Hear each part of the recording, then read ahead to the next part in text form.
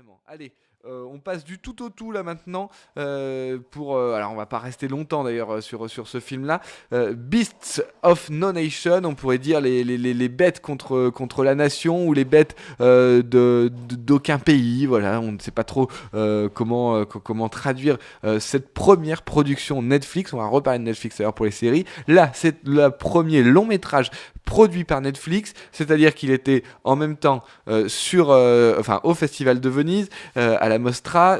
Ensuite, il est sorti dans quelques salles à New York pour être considéré comme un film de cinéma et pas comme un téléfilm. Et il était disponible en même temps dans les salles, en même temps sur Netflix. Qu'est-ce que ça donne quand Netflix se met au cinéma? Ça donne un film très très dur. Et en tout cas, on écoute déjà rien qu'un extrait. Pour vous mettre dedans, vous allez tout comprendre. C'est bon, on est déjà à une demi-heure de film. Le film dure 2h10. Là, c'est la première rencontre entre un jeune homme et son futur gourou. Écoutez ça et on reparle de ça un petit peu plus longuement ensuite. Commandant, chef!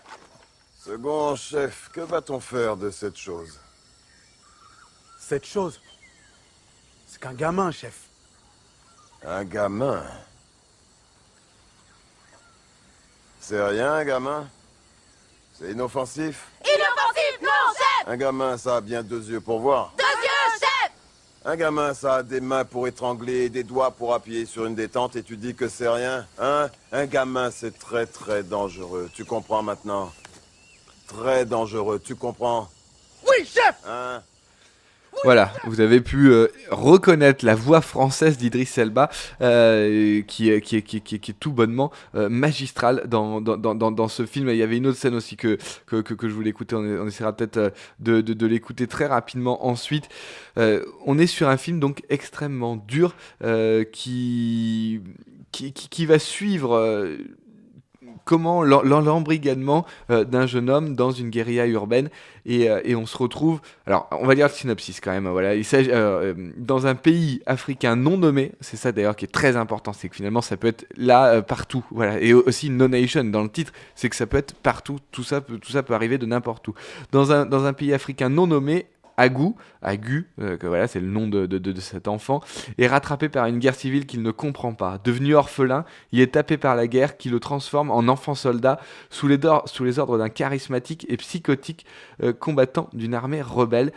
Voilà le synopsis de ce film, avec donc en commandant Idriss Elba et le jeune garçon qui joue très très bien, qui s'appelle Abraham Atta, qu'on ne connaît pas évidemment, c'est son premier film, et surtout c'est réalisé par Kari Joji Kugunaga, oui c'est pas simple à dire, mais pourtant on l'a déjà prononcé ce nom dans l'émission, et oui, c'est le réalisateur de la première saison de True Detective, donc c'est quand même l'homme qui a révolutionné esthétiquement la série mondiale, donc on est quand même face à quelque chose qui arrive et qui est imposant, on va dire, hein, et surtout avec toute la folie Netflix autour de ça. Donc voilà, qu'est-ce qu'on voit, voilà, d'ailleurs le film commence en disant ça commence comme ça. Je trouve ça très très beau. Donc on voit le frère, toute la famille se faire abattre, sauf la mère. Enfin, et donc on va donc suivre ce gamin. Et bon, alors. Voilà, donc effectivement c'est assez dur. Moi j'aurais même pu penser que les tortures auraient pu être encore plus dures, mais il y a quand même des choses qui sont très très dures, notamment à un moment donné quand il tire une balle dans la tête à une femme en croyant que c'était sa mère et en fait il y a quelqu'un en train de la violer en même temps. Enfin c'est vraiment très très compliqué. Moi, ce que j'aime, c'est le début de ce film. On voit des enfants, ils sont en train de jouer à travers un vieux cadre de télévision. Vous voyez, juste le cadre, il n'y a plus l'écran. Et voilà. Et qu'est-ce qu'on est en train de voir? Eh bien, on est en train de nous dire que ce qu'on va voir, c'est tellement violent qu'on ne pourra le voir que par le prisme d'un écran. Ça ne pourra pas être autrement. D'ailleurs, les enfants appellent cet écran-là l'imaginaire. Moi, je trouve ça très très beau. Et finalement, tout le film est résumé là-dedans. Après, voilà, on va voir comment les premiers meurtres, comment on arrive à endoctriner des gens. On va aussi avoir, ça c'est très très beau, un changement de couleur qui va arriver sur l'écran lorsqu'un tueur devient un guerrier, comme si c'était un jeu vidéo. On est dans un jeu vidéo. Donc Voilà, la fin est très longue et très très chiante.